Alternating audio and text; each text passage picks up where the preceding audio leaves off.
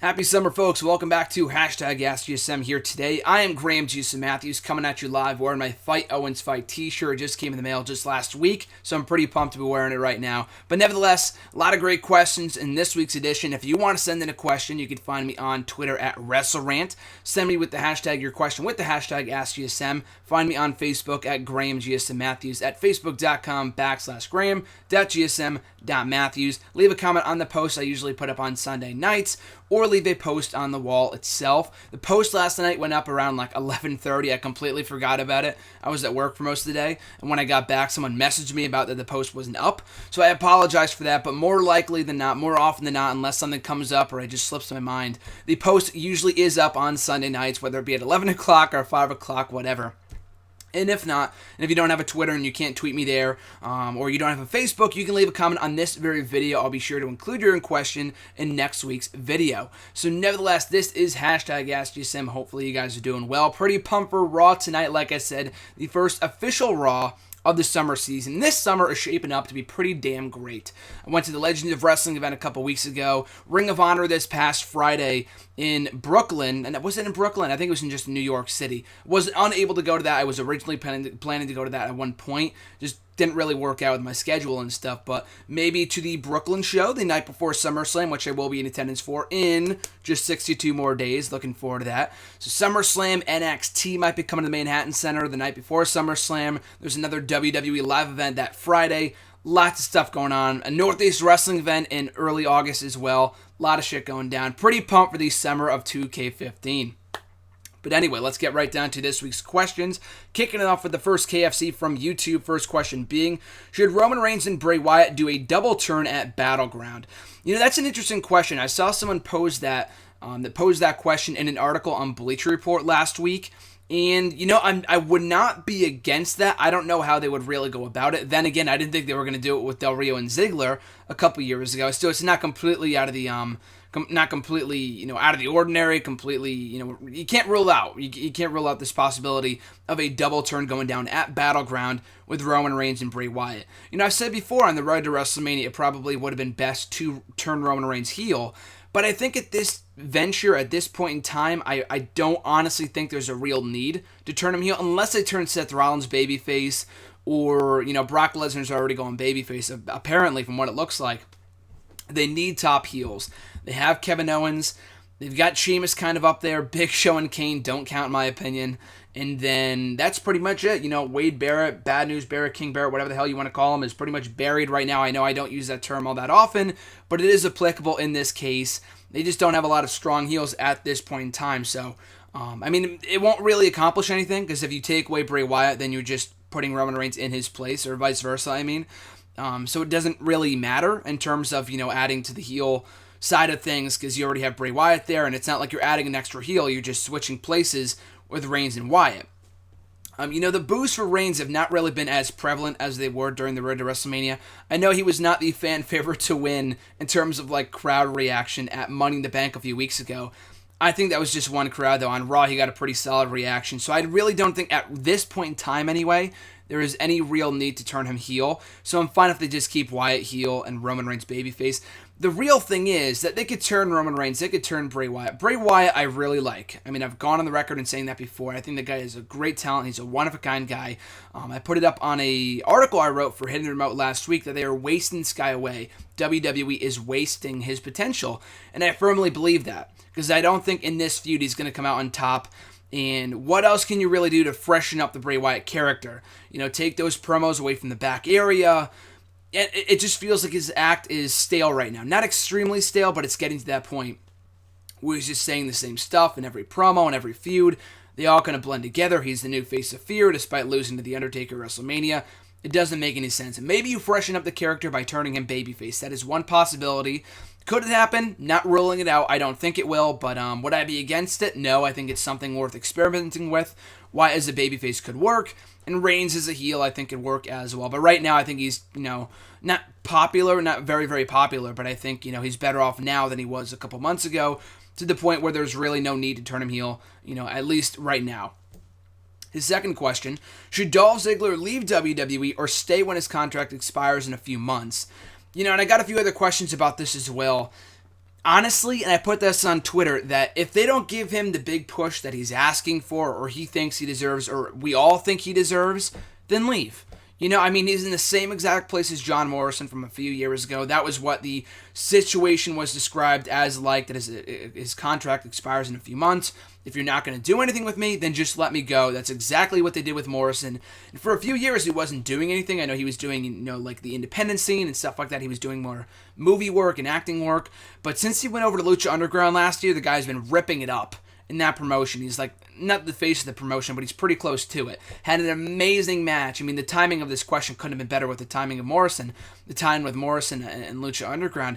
The guy competed in my favorite Lucha Underground match to date with Prince Puma on the All Night Long match and Iron Man match on last week's episode. Phenomenal stuff. Even if you don't watch the promotion, go out of your way to watch that match. I thought it was fantastic. But I think Dolph Ziggler could be in a similar position if he is to leave the WWE. Whether he's going to continue wrestling or not, that remains to be seen. I could see him doing more acting or more stand-up comedy. From what I've heard, he's not the greatest stand-up comedian, but he could get better in time. The same thing happened with Mick Foley and, The Rock. Was he a successful actor right off the bat? Absolutely not. He was good. He was not at the level that he's at now. So I'm not saying that, Ziggler's the next Rock or anything, but, the guy could make a living out of stand-up comedy if he does indeed go that route. And I know he's a very funny guy, both in and outside of the ring. But anyway, I honestly, it's not that I don't care. I would love to see Ziggler stick around. I'm a huge fan of the guy. But if they're not going to give him the push that he deserves, if he's going to continue to flounder in the mid-card, like, take, for example, right now. What the hell are they doing with the guy? He's paired with Lana, which at first was like, okay, I kind of get it. Ziggler's kind of like this playboy in the roster. Lana, natural blondes, I guess, attract. I don't know. And then that's it. That's really the only motive for those guys being together, Lana and Ziggler. Other than that, it's a really random pairing with Rusev being out right now. I really don't honestly get it. At least he's not like jobbing on superstars or facing Fandango every week like he was about a year ago. But, at least he's in a little bit better place and they're doing at least trying to do something with him. But this is the same guy that at Survivor Series won the main event at that pay-per-view, put the authority away, and was the sole survivor for his team. And then what happened? He was right back to the IC title level, which was fine. And then coming into the new year, they had him drop the title, and he was back right where he was before. So what was ever really accomplished with Ziggler? I know he was not the main focus of the Survivor Series main event. I get that, but there was obviously a reason why they had him win that match and not John Cena. And they went right back to doing what they were doing before with him and just putting him in the mid-card and floundering. So if he's never going to get above a certain level, especially with only one world championship in WWE, he's extremely popular. As a heel, as a face, I think the guy is great. But if they're not going to give him the push, then you might as well leave. As long as the guy is happy, that's really all that matters, in my opinion anyway. And, someone said to me, after I put up that tweet on Saturday, I think it was, someone replied back saying, it's not WWE's fault. They tried pushing him. He got injured. So, it's not their fault. It actually is their fault. He's not injury prone. I know he got concussed once. In the fucking 10 years this guy's been with the company, he's got all of 2 concussions.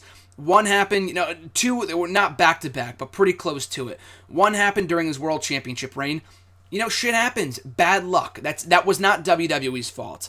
And someone else asked a question about Ziggler and the injury and whatever. I'll get to that a little bit later on.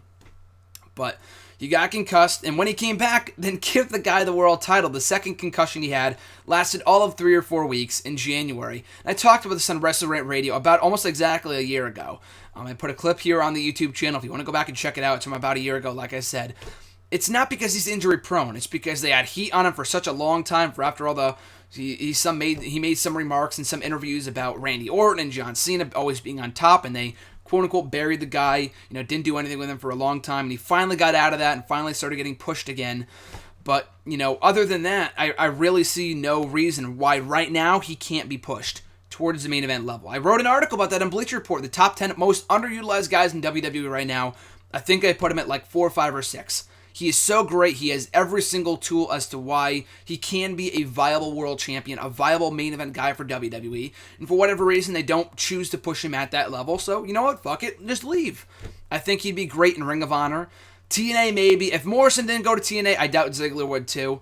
But he can go to Lucha Underground if that's still around, Ring of Honor. do the stand-up comedy. You know, there's a lot of different routes that Ziggler has. It's not like the WWE is his be-all, end-all. If he's making good money, then great. But if they're not going to do anything with him, he's going to be at the same level for the next 5 years, you might as well leave and go somewhere else or do something else that you're happy doing. Next question comes from Paul S. Moving to the Facebook questions now. His first one was, is Baron Corbin a championship material guy?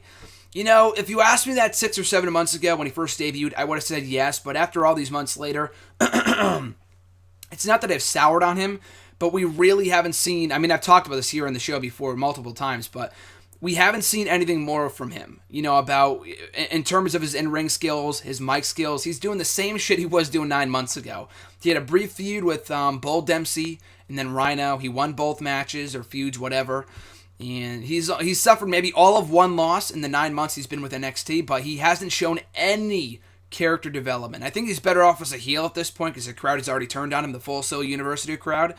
And he's got a good look, but, you know, other than that mystique factor, he's got nothing. You know, at least Goldberg, with the undefeated streak they gave him and the mystique that he had, at least he could work a match. Say what you will about Goldberg, I'm not the biggest Goldberg fan in the world, but the guy could have a half-decent match. Baron Corbin's matches have not gone past 2 minutes, for the most part.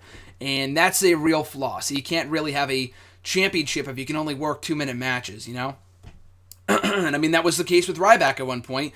The guy got better, both on the mic and in the ring, and now he's Intercontinental Champion, and he can work at that level. He can be world champion for all I care, because at least now he can work a match. He's not a CM Punk or a Daniel Bryan or a Bret Hart or a Shawn Michaels in the ring, but he's come a long way in the last 3 years since he first started getting this, you know, Goldberg-like push, whatever.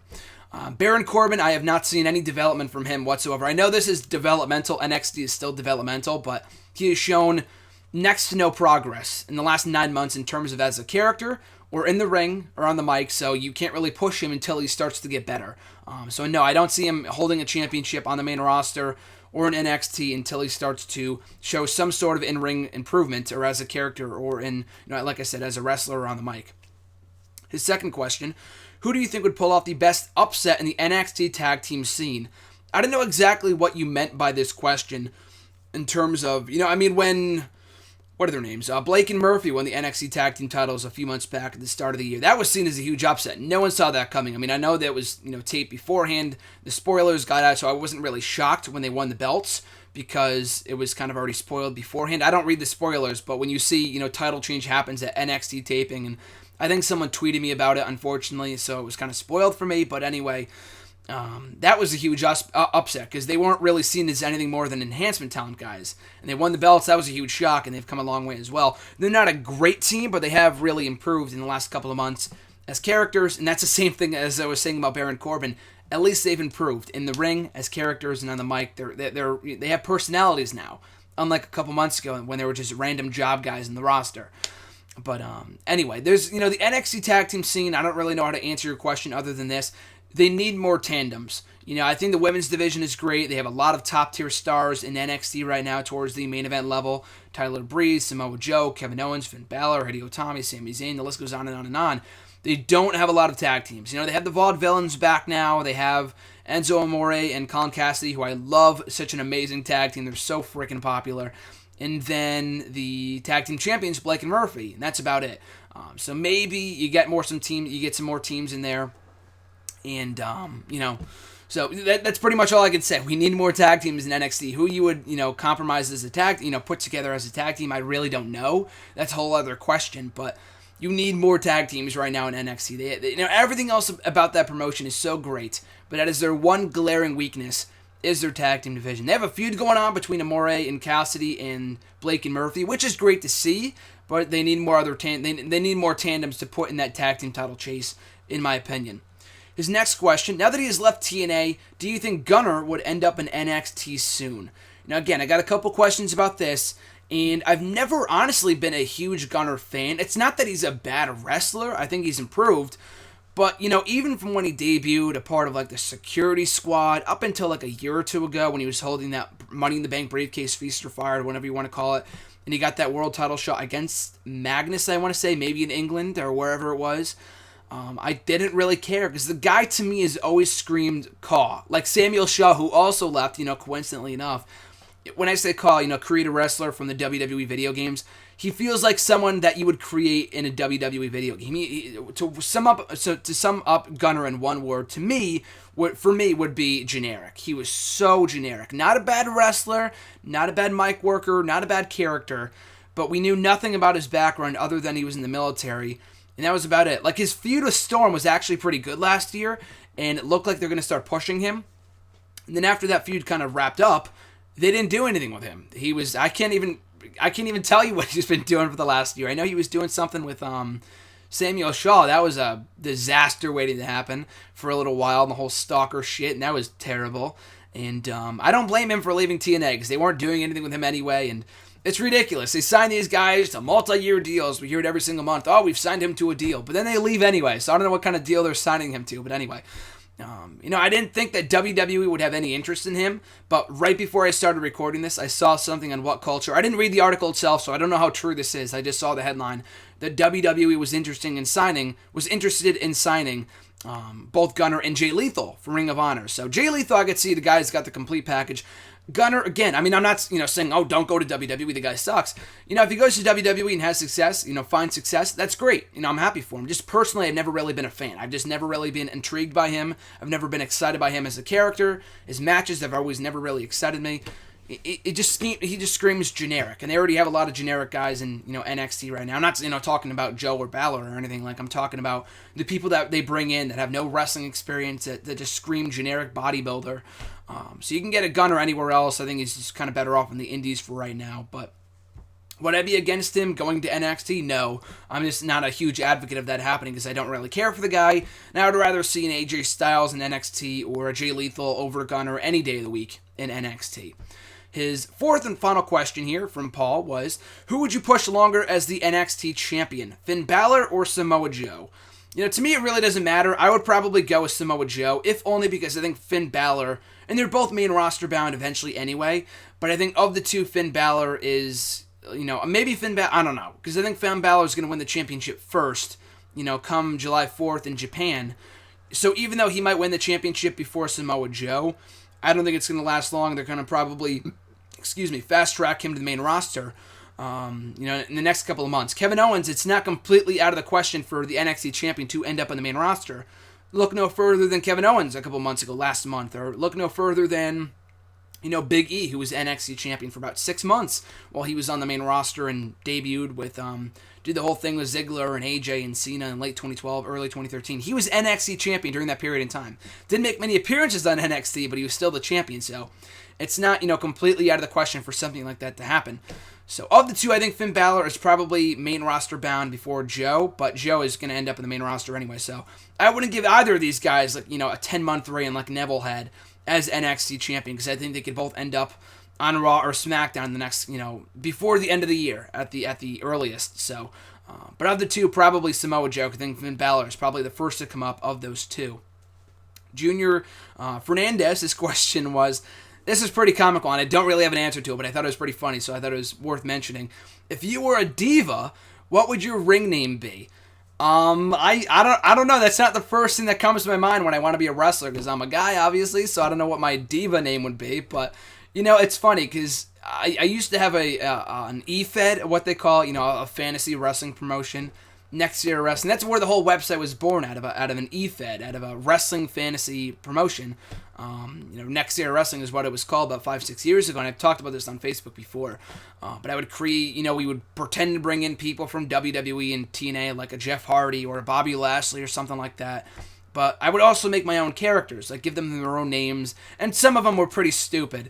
But one of them I thought that was good, that I thought was good, and it does sound pretty stupid in retrospect, but I always thought the name Alexis would be cool. I know there's other, wrestlers. I know there's like a woman in the Northeast that's a wrestler here in the Northeast area that her name is Alexis, but the sexist Alexis. It sounds so stupid, but it rhymed to me, so I thought it was cool. I don't know why, but yeah, anything else like a Candice or a Maurice, like those just sound like stripper names. Like Like Bayley and Sasha Banks and Charlotte. Those are all good names. There was a period in time, though, when all the Divas names on the main roster sounded like a stripper name or a poor name or something like that. And that sounds like a poor name, too. Alexis, the sexist Alexis or something like that. It just sounds so dirty, but I don't know. I always thought that was cool for some reason a couple years ago, so maybe I would go with that. Again, I'm no diva, so I don't know where that would, maybe if I was a booker, I would give that to somebody. I have no idea, but that was the first thing that popped in my head when I saw that you write that question. When I saw you send in that question, that was pretty funny. Next set of questions here come from Andre G. First one being, what are your thoughts on Ziggler leaving? I already talked about that. The second question, I already talked about this too. Where do you see Gunner heading towards? So I already answered those two questions. Third one being, what match would you like to see return and who would be in it? Good question here. Two matches here. First one being, and this is kind of random, and I know I'm probably the only one. I'm in the minority on this one. I never really saw what was wrong with the Scramble match. I get it was a clusterfuck. I understand that. I thought it was a cool concept. I never saw the pay-per-view that it happened, and I just, have just seen highlights, and maybe that's where I went wrong. I thought the Scramble match was pretty cool. So maybe bring that back. I don't know who you would put in it, but, if you don't want to do a 6-man chamber or a 4-way fatal 4-way, do a Scramble match. Bring it back for one night only. Do it for the Intercontinental Championship with, like, Ziggler and all the other mid-card guys, Rusev and Barrett, whatever. So a Scramble match, but more importantly, the Iron Man match. And I'm not counting the Curtis Axel versus Triple H match from Raw in, 2013. I'm not counting that one. The last official Iron Man match that we got in WWE was Cena and Orton, which I thought was a great match. Maybe underrated in some respect, but I thought that was a fantastic match and probably one of, if not the best match those two ever had together. Which is surprising. You wouldn't think that those two guys would be able to go 60 minutes and keep it interesting throughout, and for the most part they did. But yeah, Cena and Orton from the 2009 Bragging Rights pay-per-view, and that was 6 years ago. And, I was a huge advocate of this happening back in 2012, and I know it's not possible now. If I was going to bring back the Iron Man match, and I would have done this, I would have booked this back in 2012, and this is where I was hoping their feud was going, CM Punk versus Daniel Bryan, and they had that whole feud over the spring and summer of 2012, and I was really, really, really holding out hope it was going to culminate in an Iron Man match at SummerSlam, and it did not happen. I was very frustrated about that, because I feel like those two were made to be put in an Iron Man match. And like I said, not possible as much anymore, if at all, because Punk is now in UFC, he's doing MMA now, and he might never return to WWE. I still think he will, maybe not in a wrestling role. That's another question for another day. Another topic for another day. But in today's WWE, if I was going to bring back the Iron Man match, I think the best two people to put in there would be any combination of Dolph Ziggler, Daniel Bryan, or Cesaro. Maybe a Rollins and an Ambrose would be freaking perfect. They've had ladder matches, Hell in a Cell, Lumberjack, no disqualification, singles matches, Money in the Bank ladder matches, everything you could possibly imagine. Everything but an Iron Man match. So I wrote down Bryan and Ziggler here. You could put Cesaro in there too. All three of those guys have had amazing matches together in the past. But in retrospect, I think the one, that would make for a great match, but would also make for a great story, would be Rollins and Ambrose. I thought the ladder match, which got almost 40 minutes, easily one of the longest pay-per-view main events in WWE, recent WWE history. I can't remember, other than a Royal Rumble that got that much time. I can't honestly tell you, or an Elimination Chamber. But anyway, I would probably put Rollins and Ambrose in there. Now that I think about it, they've had so many great matches and all these other stipulations, not having a bad match to date, in my opinion. And I think those two could really go on out there. Like a WrestleMania, I don't know if they would do it at a WrestleMania again, because now that WrestleMania is 4 hours.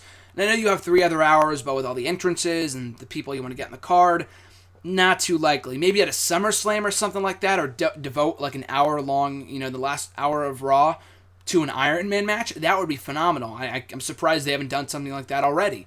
But an Iron Man match, I'm glad, is the one stipulation when they've already made matches out of Hell in a Cell and TLC and all this other bullshit, Elimination Chamber. The Iron Man match is one match to me that still feels special. Like, if it was to be announced, I'd be like, holy shit, they're bringing this match back. This is going to be a big freaking deal, So hopefully we get that back at some point, and I would probably put Rollins and Ambrose in there, but if not those two, any combination of Ziggler, Bryan, and Cesaro. Next question of his, how long do you think Solomon Crowe will last? I'm a fan of Solomon Crowe. I think he's pretty good. I mean, I'm not surprised that people are already souring on him, are not fans of his. I get that, because he really has not shown anything in the last couple of months since he arrived in NXT, and that's not his fault. It's basically the way they were booking him. They had him lose to Baron Corbin in like 2 minutes a couple months ago. He had a nice showing against Kevin Owens a couple weeks ago, which I thought was pretty good. But other than that, though, we know nothing about him. He really has not done anything of note. From what I've seen anyway, both in NXT and on the Indies, he's a good worker. He's got a good look. He's got a good personality as a character. So I don't know what's stopping them from pushing him. I know they have a lot of different experiments, a lot of people being pushed right now in NXT. But I don't think he's one to be overlooked. I think he's very, very good. But if it doesn't work out for him, that'd be a shame. Because I know a lot of people, myself included, waited quite a long time for him to debut in NXT. When he finally did, after a year of waiting earlier this year, was a big freaking deal. But hopefully he will get his push at some point. And if not, and he gets released, that would be a shame because I feel like the guy has a lot to offer and a lot of untapped potential that WWE has yet to realize.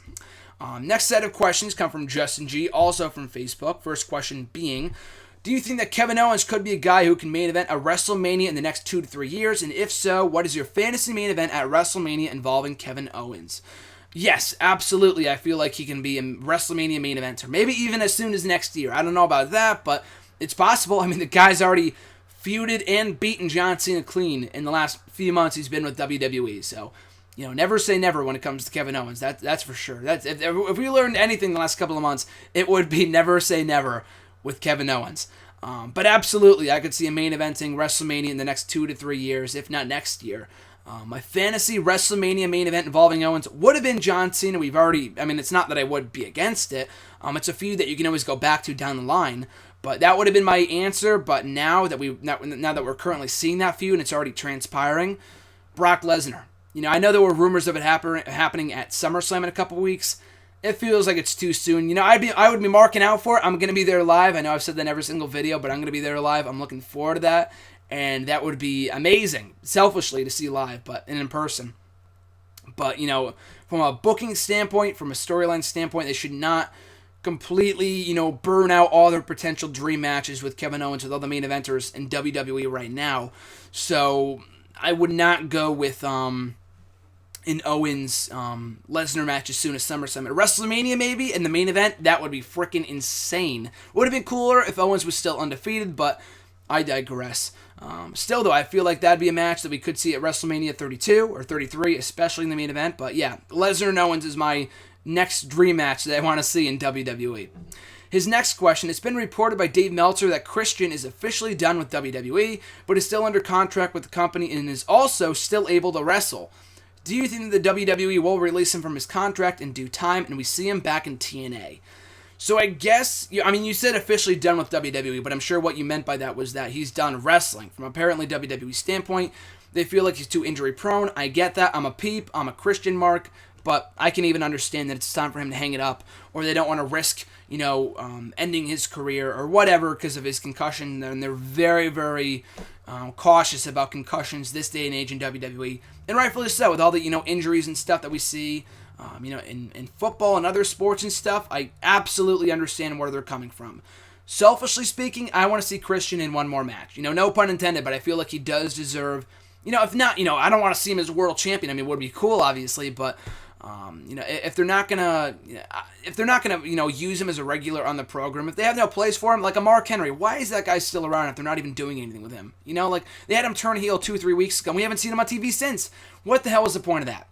But anyway, with Christian, I feel like if he's not going to be a regular, which is cool, at least give him one more feud, one more storyline. I'm not counting on it because, they've never really treated Christian right. Now, I know he's a 2-time world champion, but even then, they never really saw him as a viable main event player. And that was over on SmackDown. It's not like he was main eventing pay-per-views on Raw or something like that. But anyway, just give him one more feud. I'm not even saying it has to be with a John Cena or whoever. Just give him a feud with a Dolph Ziggler or a frickin' Wade Barrett or something. At least one more match to give us closure on Christian's career.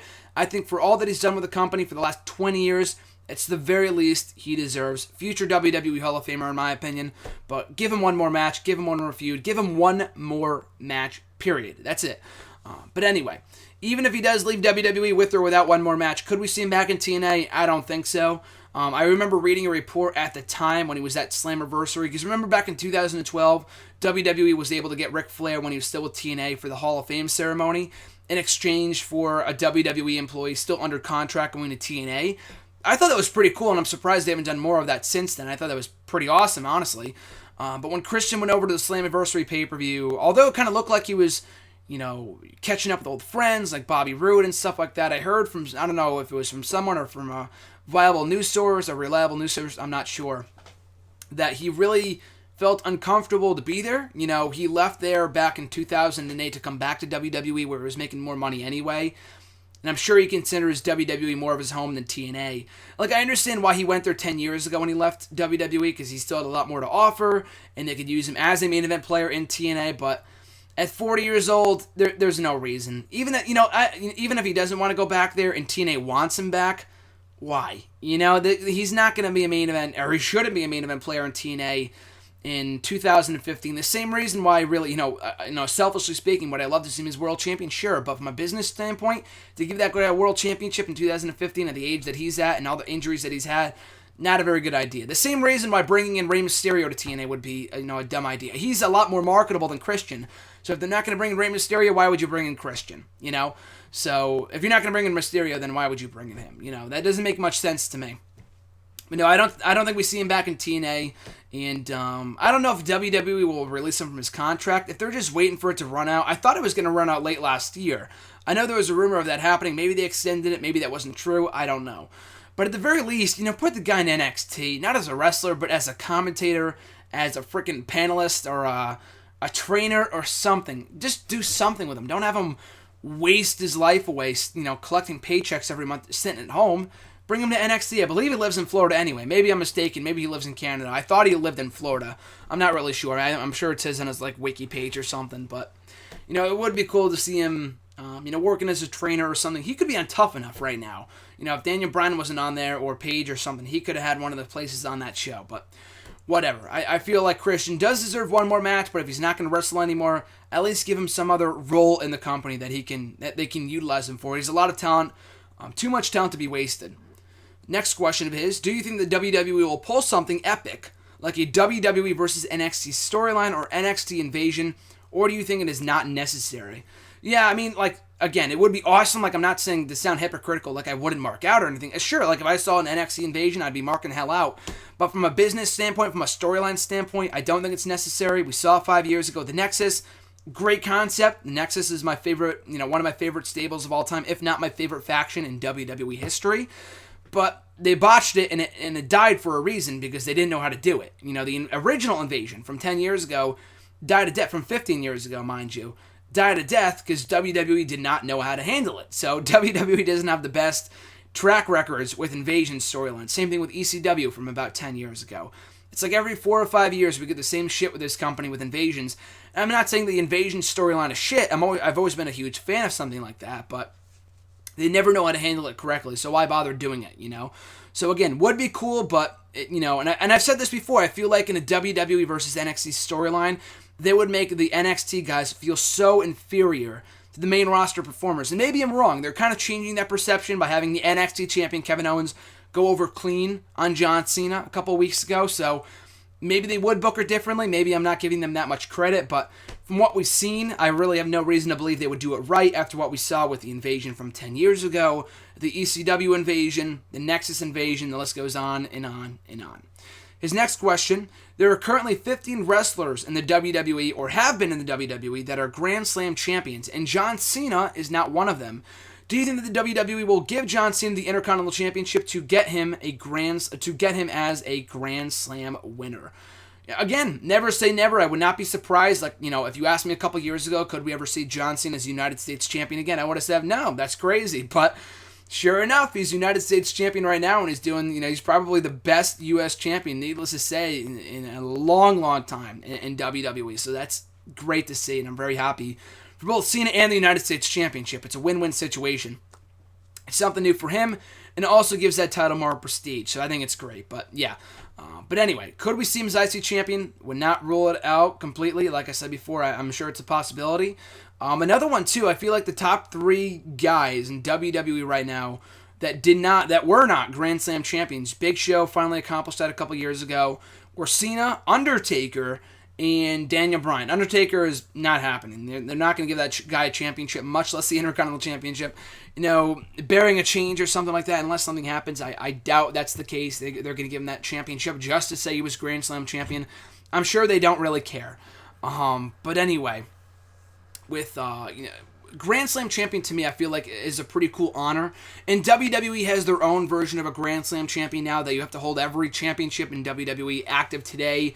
And that's so and I've talked about here on the show before. It's so freaking weird, because it can mean anything. If the two mid-card titles merged right now, the definition of a Grand Slam champion would change. That's not the way it works, in my opinion. You should have 4 titles that you should have that qualify you as a Grand Slam champion. That's the way it should work. That's the way the old Grand Slam championship rule worked. I don't know, whatever the hell it works now, I'm not a fan of it. However the hell it works now, whatever. So, could they give him the IC title? Not going to completely rule it out. It could absolutely happen. I think they should. I think it'd be a nice little boost to the IC Championship. They've already done with the US title, and it would be cool for both Cena to get that accolade, and for the championship as well, for him to be holding it. Daniel Bryan finally got that accomplished. If he does retire, it would suck, but he can go down as WWE history as a Grand Slam champion, both the new version and the old version, because he won the IC title this past year at WrestleMania. So, I definitely do think it's possible that we see Cena as Intercontinental Champion. Until the day he retires, anything is possible with John Cena. And his final question here, do you think it should have been necessary, do you think it should be necessary to host WrestleMania in Madison Square Garden every anniversary, like the 40th, 50th, and 60th anniversary? I do. I think they should have done that. They should have kept the tradition going from 10, 20, and then with 30. By having, I'm not just saying that because they live in the area and I wish I could have gone, but they didn't even hold 29 in MSG. I know they did the Hall of Fame there.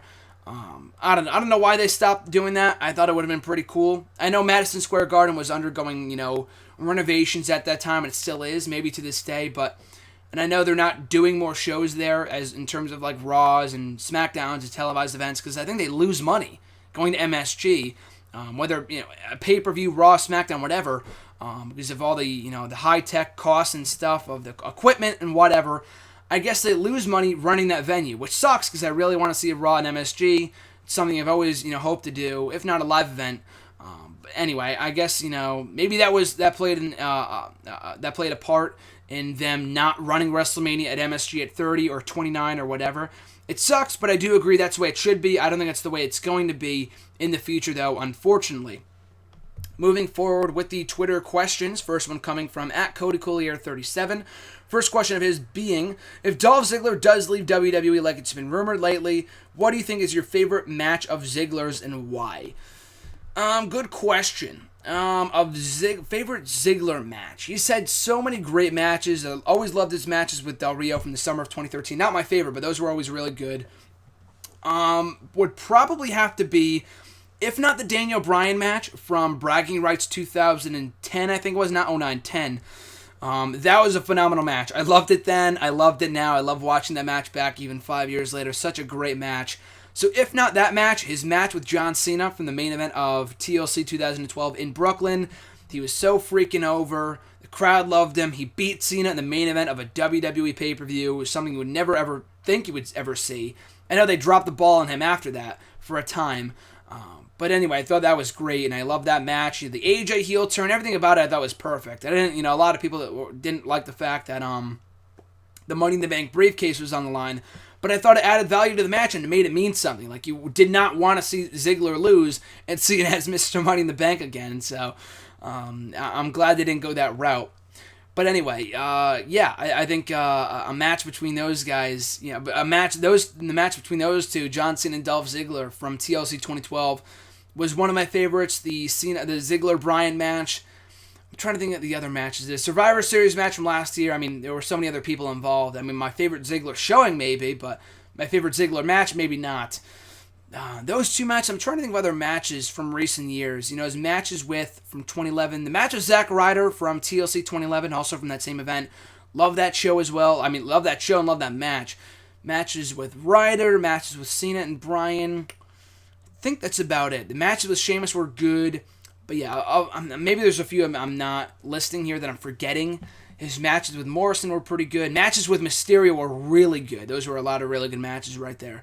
But yeah, my favorite Ziggler matches would be the ones with Cena, Daniel Bryan from 2010, and what was the other one that I just listed? Oh, the Survivor Series maybe one as well. And what else? The Zack Ryder one from 2011. Those matches were also, I was also a huge fan of. Next question from @BigBird432. Their question was, how would you book the Seth Rollins versus Brock Lesnar feud?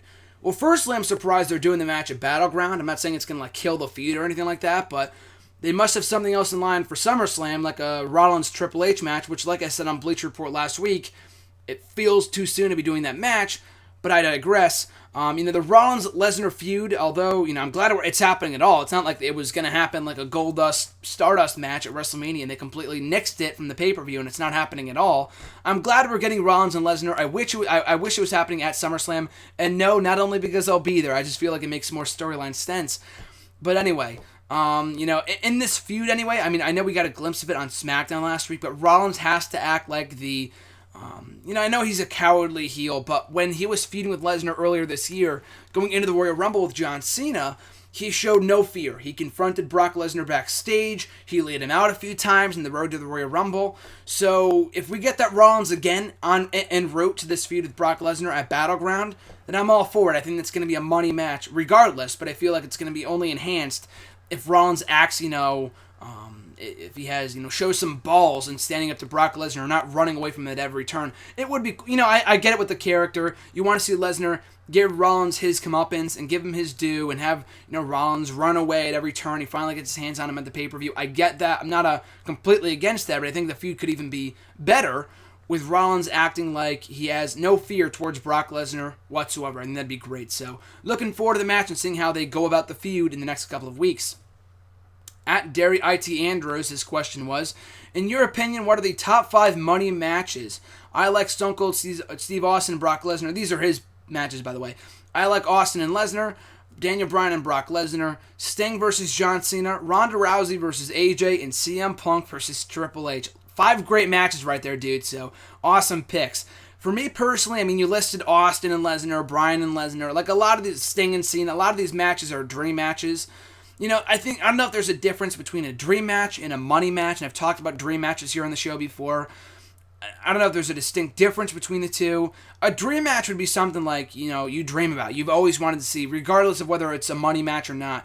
This one, I feel like with money matches, it has to be like a blockbuster marquee match. And all the matches that you named, I think, are great and would absolutely make money. For me, Stone Cold Steve Austin versus anybody. People just want to see Austin back in the ring. It doesn't matter if it's Brock Lesnar or Zack Ryder. People are going to pay to see Austin back in the ring. But for me, it would have been Austin Punk. I feel like if everyone on the roster right now, no one would have made more sense than CM Punk. Like the whole straight edge thing and the anti-authority, it would have been so freaking perfect, and I'm so sad we were not able to get that match. And we'll probably never get that match, unfortunately. But Stone Cold Steve Austin versus CM Punk. Said this before, take your Sting. I don't care what you think about the match from a wrestling standpoint. People will still buy that pay-per-view to see that match. It is still a money match in 2015. No ifs, ands, or buts about it. I'll argue about it any day of the week. The match may be poop, but the feud and the match itself, people would pay to see. Mark my words on that. You can write that one down. Third match, Ronda Rousey, again, versus anybody, like you said, kind of stealing from you here. Rousey and Stephanie, I think would make money, but like you said, Rousey and AJ would be cool. I would rather see that, but I feel like AJ's size versus Rousey, she would easily get destroyed. But the same thing could be said about Brock Lesnar and CM Punk, kind of, But still, I would pay to see Rousey in any WWE match. For the other 2 matches, John Cena and Finn Balor, I feel like could be a great money match. I would have said Cena and Owens, but we're seeing that right now. Cena and Balor could be a huge money match for WWE down the line, especially at a WrestleMania. I'd absolutely pay to see that. And the final one, Samoa Joe versus Brock Lesnar. And I know Samoa Joe may not be he is very well known amongst, a lot of the casual fans because even if you don't know what TNA is, a lot of people know who Samoa Joe is. Even WWE is mentioned from time to time on their website, on YouTube and stuff. So he's not a complete stranger to the, casual WWE audience.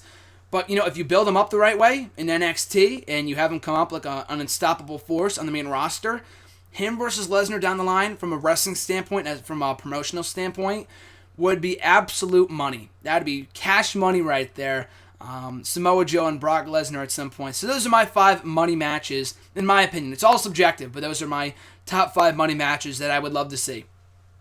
At Daniel Cabeza 59's got a couple questions here. First one being, what's your opinion on WWE not pushing guys properly after they come back from an injury, like Dolph Ziggler and Wade Barrett? So, I mentioned this before, and it's not their fault. Shit happens, you get injured, but you come back and you still have the momentum more often than not. I hate when people say, Barrett was on a roll last year until he got injured, and that's, you shouldn't be blaming WWE. It's the injury's fault. Yeah, sure, he got injured, and he was out for 6 months, but I dare you to go back, and I was watching this over John's house, and we agreed on this. When he came back in the final Raw of 2015, or 14, excuse me, he got a pop. People were excited to see him, and he should have come back as a babyface. I don't know why they didn't book him as a babyface, because he was so over with the "I'm afraid I've got some bad news" line. The guy was over. When he came back at Survivor Series, people liked him. He was fucking over. And then they had to go off and fucking screw him up by keeping him heel, giving him another meaningless IC title reign. As soon as he won that belt back, I said, you know what? Barrett is ruined. Barrett is absolutely ruined. I'm not, past the point of, I've not completely lost all hope with the guy and him getting pushed one day. Until he gets released, I've not lost hope in a Barrett push, unfortunately. I know that's kind of wishful thinking, but it is what it is. I feel like, the way they booked him earlier this year, that was not the injury's fault. He was, still riding that wave of momentum. People were excited to see him back. And because of the way they booked him, no one cared anymore. So that's not his fault. Dolph Ziggler, the same exact thing. It is not because he was injured that he wasn't a world champion. Yeah, sure, that's the reason why he lost the belt. But there was nothing stopping WWE from giving him back that World Heavyweight Championship in the fall of 2013. I was really hoping him, when he came back from injury, to finish up his feud with AJ and Big E. Great. Do that thing at SummerSlam. Wrap that up. He won that match. Awesome. Do Del Rio and Ziggler at Night of Champions. They did RVD instead, which was a good feud, good couple of matches, but Ziggler, the story was there. He was in chase mode. He should have been given that World Heavyweight Championship. It is not the injury's fault. It's WWE for not following up correctly. Because when they came back, they were still popular. And so that's, yeah, sure, the injury shit happens. I get that. But when they came back, they were still popular. And it was on WWE to continue pushing them at the level they were being pushed at before. And they dropped the ball big time. Daniel's second question. Do you think that what Bret Hart said is truth and that Daniel Bryan's career is over and he just doesn't know it yet? Like people said before, I know the Salamonster said this on his podcast, or on his podcast just yesterday, The Sound Off, that Bret Hart may know something that we don't, and that's very much possible. He could be just assuming things, considering his career was also kind of cut short, 15, 20 years ago in WCW. So he could be speaking from inside information or from just personal experience. We have yet to know. Daniel Bryan himself said that I will be back. He could have been lying just to give fans false hope, and not him lying, but they might have wanted officials to have him say, just say you'll be back. We don't know if you'll be back, but just say it. Just give them, hope that you will be. We don't know. We really don't know. But I'm not going to assume that his career is over until he says it himself that his career is over. I'll take it with a grain of salt.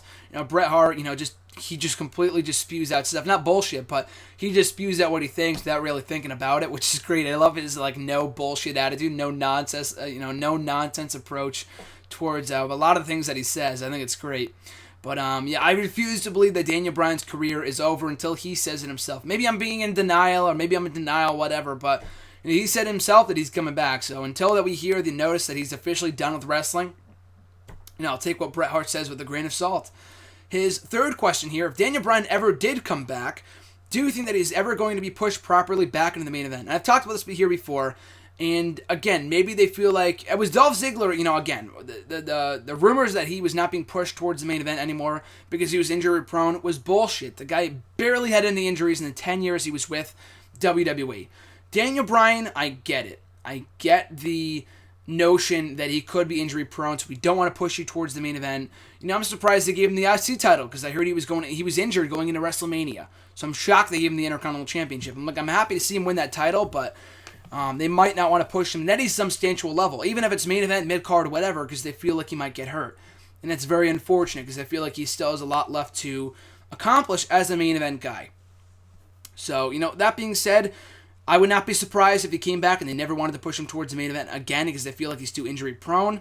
But, I would like to see him in the main event again, but I understand why they wouldn't. Because, after the 2 injuries that he suffered and him keeping, being kept out on the sidelines for as long as he has been, I get where they're coming from. It really sucks, but I understand what their line of thinking is when it comes to that, him never being in the main event again. His fourth question here, do you hate when the announcers don't call the wrestling moves during the matches? Nowadays, they just say, whoa, or wow, or ah. Yeah, at this point, I've just kind of grown numb to it. It does suck. The commentary is not great. It's not terrible. It can be terrible at times, but it's not at all amazing, whatsoever. It could be a lot worse, I'll say that much. But it's not, a recent thing. This has been going on forever. I know CM Punk kind of mocked Vince McMahon about it a couple years ago when he was doing that, when he left WWE or in Storyline, whatever, back in 2011, was saying, oh, what a maneuver. And watching old WWF pay-per-views from the 80s and the early 90s, Vince McMahon was such a terrible commentator. He was so bad. And people will say that he's, better than Michael Cole or JBL. I can tolerate listening to those guys. I cannot tolerate Vince McMahon on commentary. He is so bad. No joke. I love Vinnie Mac and all, but I was not a fan of his commentary. Because he would do exactly what you're saying, the commentators nowadays do. In that he would not call the moves. He would just say, he would give it that hearty laugh, like, ha, ha, ha. Like a fake-ass laugh. Even faker than the laughs we hear nowadays from the commentary team, these days with Michael Cole. I know that, the lines, the giggling and shit is mostly fake. It's scripted. They want them to laugh. But that sounds better than the Vince McMahon laugh from 20, 30 years ago. So bad. It was really, really bad.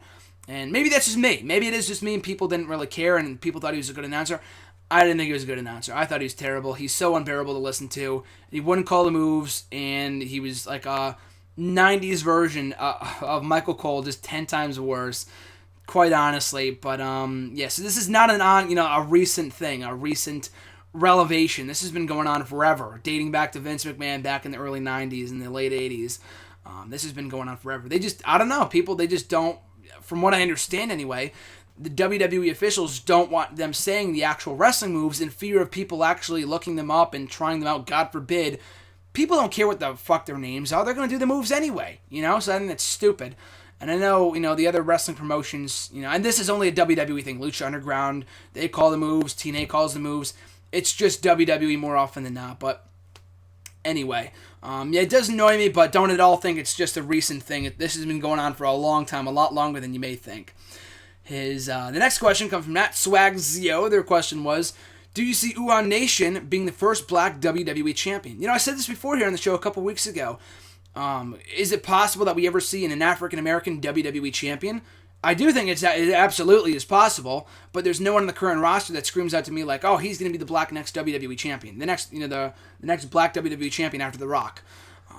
But, I thought Big E would be that guy. They kind of dropped the ball on his singles push for a while, but Titus O'Neil, I've never really seen him as being a world championship material guy. Just my opinion. I'm very much entertained by Titus. I think he's very good, but as a world champion material level guy, I don't think so. His wrestling skills leave a lot to be desired. As a tag team guy, I think he's perfect. Same thing with Darren Young. But Uhaa Nation, it was the one guy that I said when I answered that question a couple weeks ago that, to me, could be the first black WWE champion if they pushed him properly. Again, it's all with the booking. He has the potential to be a world champion in WWE, but unless they book him that way, he won't be.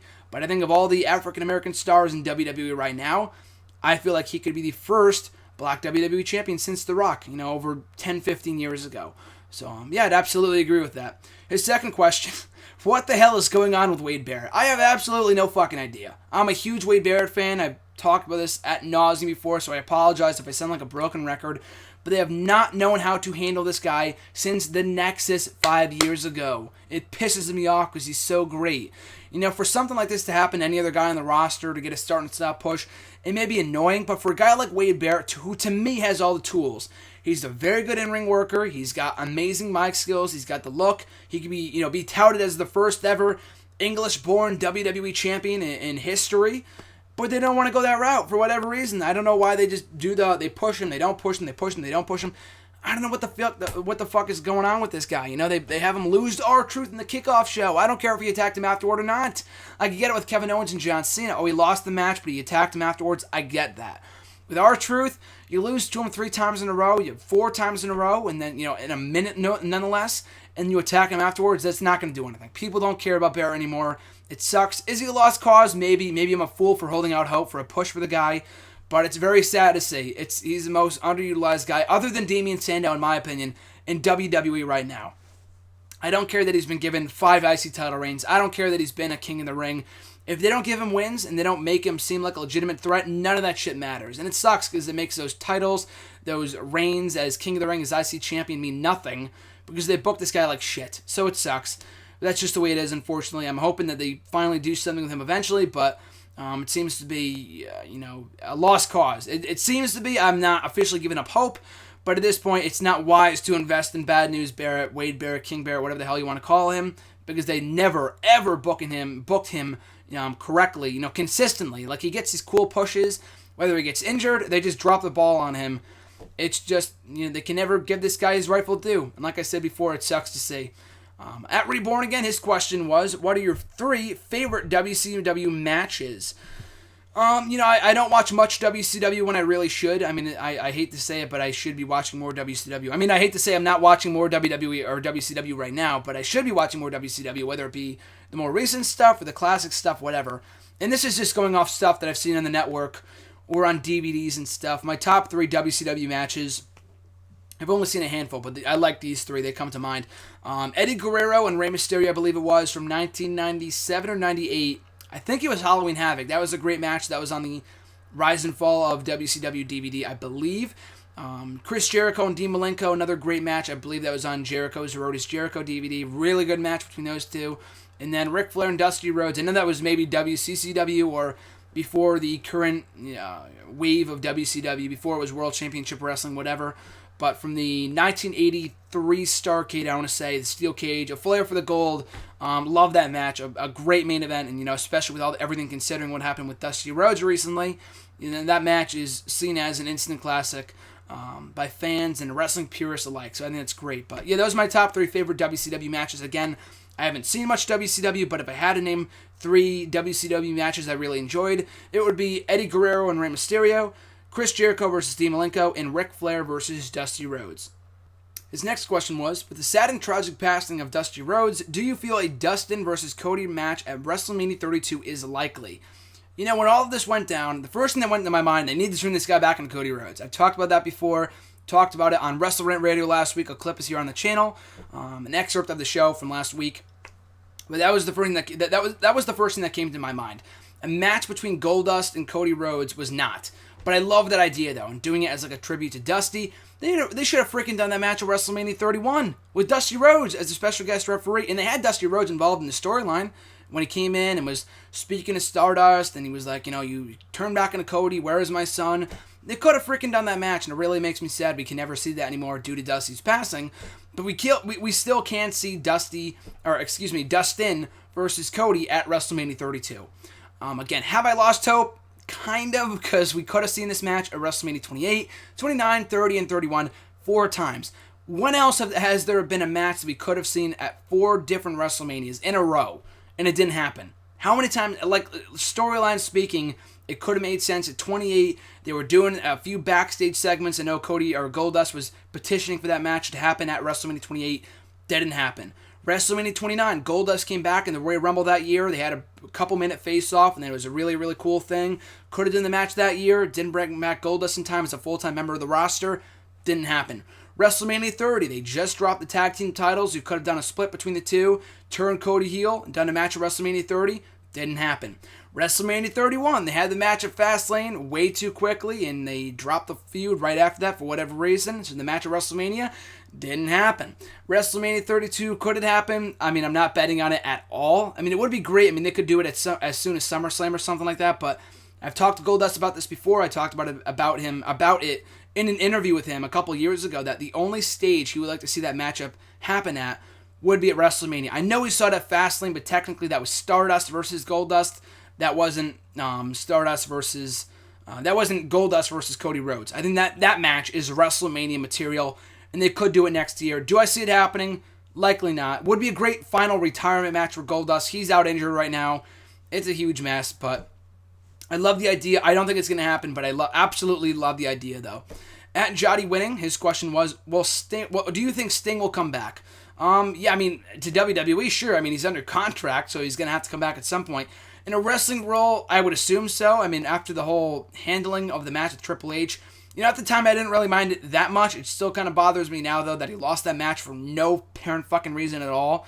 So I wouldn't blame him if he didn't want to come back to do another match because of the way they handled his first and last match in WWE.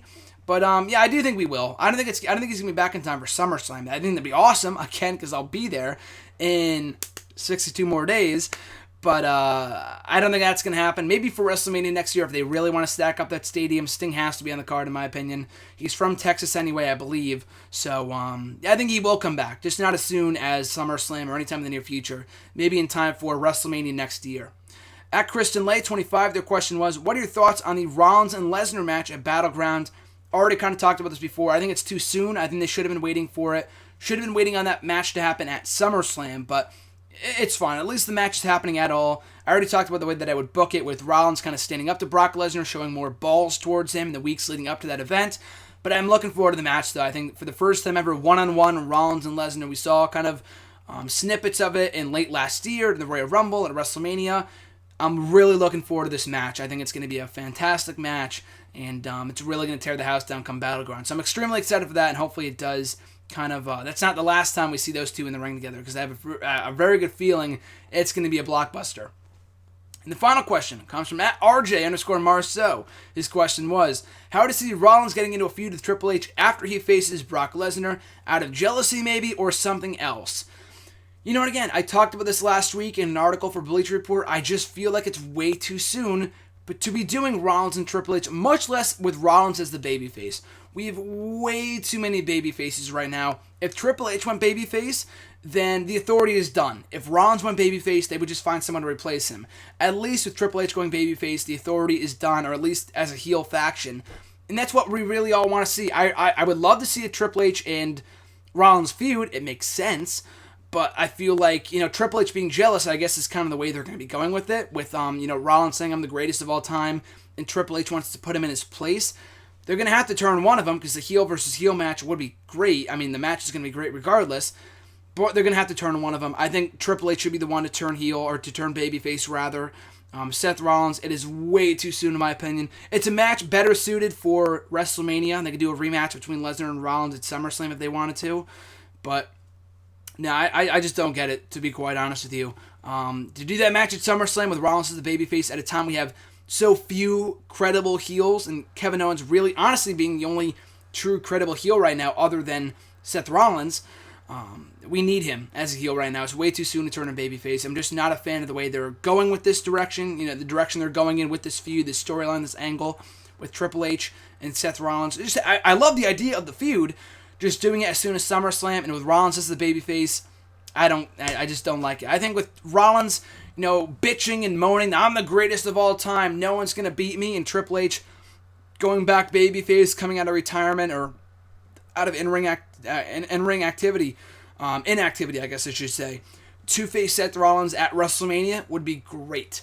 And then Triple H is not like he's going to add to the babyface side of things, because he never wrestles anyway, so it's not a huge... you take away from the heel side of things, it doesn't really matter that much. And maybe you turn him back heel right afterwards. I don't know. But I feel like with Triple H turning babyface, you accomplish a few things here. Rollins does not turn babyface this soon. And then, 2, the Authority's over. The Authority would not be able to get back together as a heel faction anyway. As a babyface, impartial, maybe a tweener kind of thing. Not a tweener, that'd be bullshit too. But if you keep them as babyface Authority figures that show up every once in a while, Stephanie and Triple H, that is, they are so much more effective in that role, in my opinion. But anyway, that's the way that I would book it. I feel like you said, RJ, I feel like out of jealousy is the way they're going to go with this, based off the recent teases that they've done with Seth Rollins and Triple H in the last couple of months since WrestleMania. And that's going to do it for this week's edition of #AskJSM. Thank you for sending in your questions. You could do so by tweeting me on Twitter at WrestleRant with the hashtag AskGSM. You can find me on Facebook at facebook.com/graham.gsm.matthews. Leave a comment on the post I usually put up on Sunday nights, or put a post on the wall itself. Or if you don't have a Twitter or Facebook, or it's just easier because you're already watching this video as it is, leave a comment down below in the comments section. I'll be sure to include your question in next week's edition.